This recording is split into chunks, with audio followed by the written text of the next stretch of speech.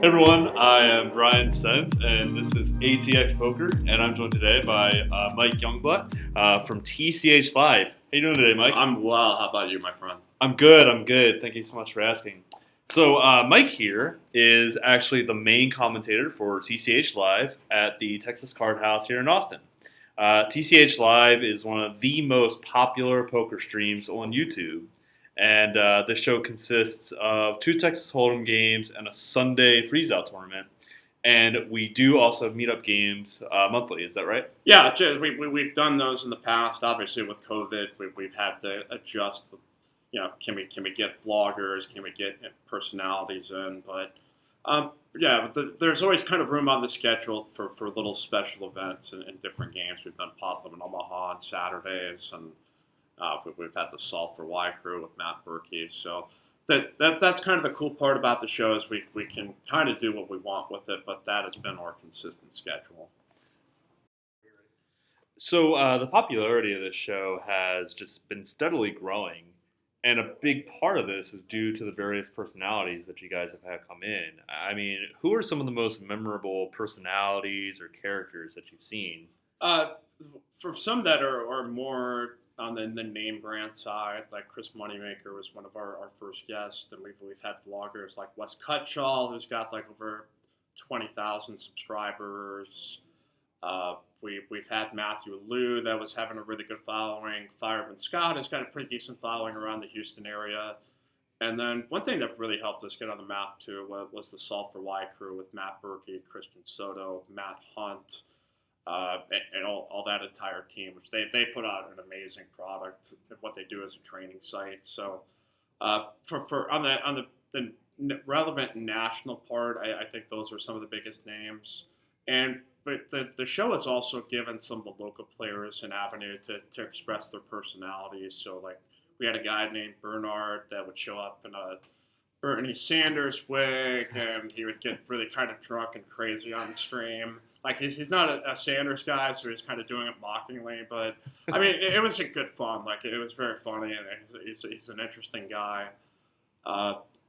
We've had a guy named Sage, who's from outside of the Austin area. That's just comes with a big cowboy hat, and he plays kind of wild and crazy. We've had a number of the Houston players that have made their personalities known in this area. So, I mean, that's a cool thing about it is if you want to just play poker, that's fine. If you want to be a character and kind of do wild and crazy things, like the stage is literally yours for anybody who plays on the stream to kind of make it what they want it to be.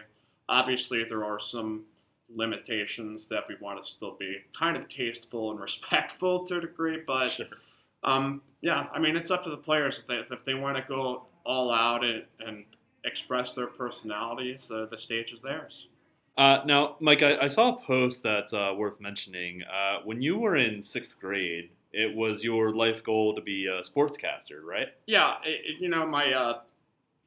my English teacher in junior high, Mrs. Olson, had always tried to get our minds focused on, okay, what do you want to get accomplished in the future? And the best way to do that is just to write stuff down. So when I was going through some of my stuff, I found like a couple of old, one was a letter to myself that was like, read this in 2024. And I think right at the start of the letter, I'm like, is Jesse the Body Ventura president yet? Are you a sports broadcaster? So, I mean, I grew up watching SportsCenter like every single morning. So I came from a really big sports background. So it was just, and I was also a kid that never shut up too. So it seemed very early on that might be a path I could go down. How far I was going to go, had no idea. But it's very funny kind of looking back at that and seeing that I have achieved largely what that kid back there wanted to do. Yeah, and I was just about to bring up. I saw that when you were 17, you got your first shot calling high school baseball and football games. You did that for the local radio station, right? Yeah, I grew up in this little town called Postville, Iowa. A town of maybe about 15 to 1,800 people. The pastor of our church had actually started this local radio station called 89.1 KPVL, and I just kept saying like, hey, I could do this. like let me do the broadcast. Like I was playing basketball, so I couldn't do that obviously, but you know, So, Mike, speaking of basketball, I heard it was at a basketball camp back in 2004 that you saw Brett Jungblut playing poker on the crew during the big TV poker boom, and that kind of got you into the game like many of us. it's really eye catching because my last name is very very uncommon. So in the cafeteria in between camp sessions, all of a sudden I look up, I see the whole cards, and I see Youngblood, and I said that's got to be a mistake. Like that can't be a real thing. So and I think anybody who is a competitor is already immediately drawn to poker as it is. But it was at Snow Valley Basketball Camp 2004. I look it up and immediately caught my eyes. Like, okay, who is this dude? And I wound up linking up with Brett my first year in college because he was doing a venture called Pro Poker School.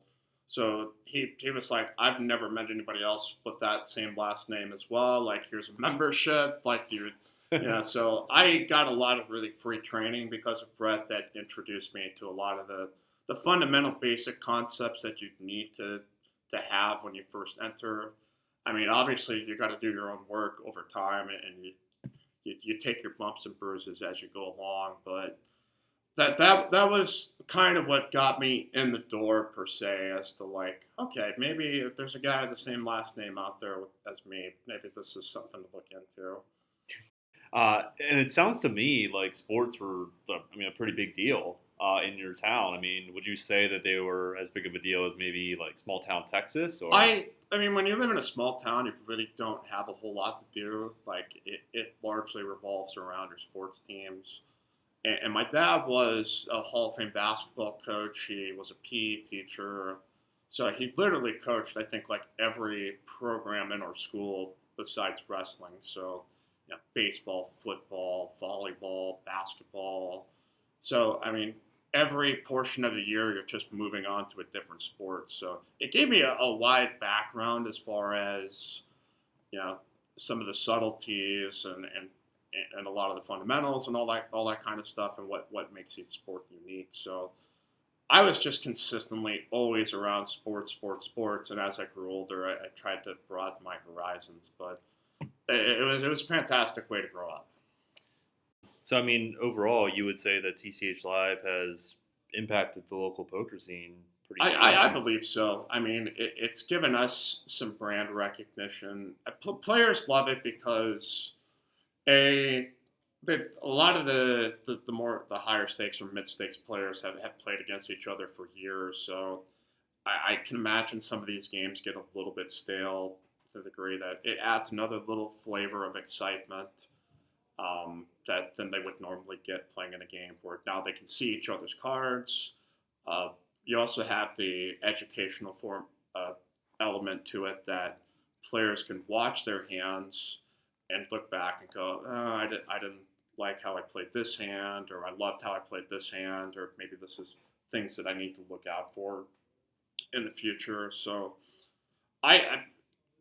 it's definitely benefited our business for sure, because I mean, even right now we have folks that have been traveling from out of town because their local card rooms have not been open, and for some reason they found us, and that happened to be through our YouTube channel.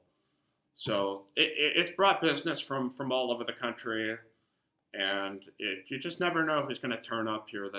And there's always people in the chat too that says, I got to come down there. It seems like the action's fantastic, and we certainly hope to see more people and hopefully enrich and enliven the base of players here that, hey, poker's really exciting. Our room's awesome. Come out and play and have a good time here at Texas Card House. For sure. So, Mike, what was your reaction when you heard the news about Mike Sexton? A tremendous amount of sadness, just because I think, like a lot of us, that when we started tuning into poker and the poker boom, it was about, Mike Sexton and the World Poker Tour on the Travel Channel, and Lon McCarran and Norman Chad on ESPN. That was really that opened the door for everybody to realize, like, this is not only a fun game but an amazing television product. And Sexton, That's just the unusual thing is that, I mean, there's absolutely nobody that will say a negative word about the guy. Like, he was 100% class individual, and his influence on the game is, I feel like, it's sprinkled in every commentator, because you have to keep in mind, before televised poker, there wasn't very much. Like, ESPN would kind of run something every once in a while without the whole card. So, commentators in sports have had a whole backlog of baseball broadcasters. Like, there's a long history to have learned from, and Mike Sexton didn't really have that. And the world didn't really get to know Mike Sexton, the poker player. They got to know Mike Sexton, the commentator. And he had to really go into it with his own vision in mind as to how to call the game, and he did it almost perfectly. So it's one that's a really tremendous loss, because he did take that role very seriously as not only just an ambassador for televised poker, but then transitioned to being an ambassador for online poker. It's a really sad loss all the way around. Yeah, I agree. He will be missed for sure. Do you have any final thoughts or shout outs or anything else you wanted to talk about? First, I want to thank Carolyn, who's been our producer on all of these. I mean, I get the kind of the easy job and to just be funny and analyze, but I mean, she's doing a lot of thankless work and coordinating with our dealers and running all the tech that goes behind the scenes. Ryan for investing in all of this and just kind of giving me the opportunity to take it and run with it. To Kirk, who initially hired me here and kind of stuck with me, even though there were some times where they would have been totally justified in saying, hey, buzz off, like, you're done here. So I want to thank my family that back in Iowa that I don't get to really see as much, but they've been super supportive. I want to thank all the folks that from Lake Travis that were tremendously supportive of me once I got back into broadcasting, because I didn't know this was going to be my thing. I was just kind of like, all right, hey, this will be fun to do, and people accepted me with open arms, the same way at Liberty Hill, at St. Michael's, at Dripping Springs, and everybody at KMAX Sports that has been incredibly supportive of me to be able to just have like the most fun job I could ever ask for. So I feel like I could go on and on of a number of different people I could thank, but I don't think we have enough time to cover all of it. But that's about it. Thank you so much for taking the time to do this interview. ATX Poker is here in big part because of local personalities like yourself, and you too. You, the viewer, everyone. You can check out TCH Live on Sundays, Mondays, and Thursdays. And the link is going to be in our description below. I do want to thank you again, Mike, for being a part of this. I want to give a shout out to Dunks. Yeah, my dog. Yeah, he's awesome. I've heard some pretty impressive stories for sure. He's a funny little guy. Yeah. So it has made it made quarantine a lot less agonizing to a degree. So it's been really good for my mental health. For sure, man. Yeah, I've got we've got our pup at home too, and he's made a big difference for sure. So guys, again, thank you so much for watching. Smash that like button, subscribe to the channel. We're gonna have some great content coming out soon, including in-depth hand analyses and vlogs. This is ATX Poker, and I am Brian Sense. Peace.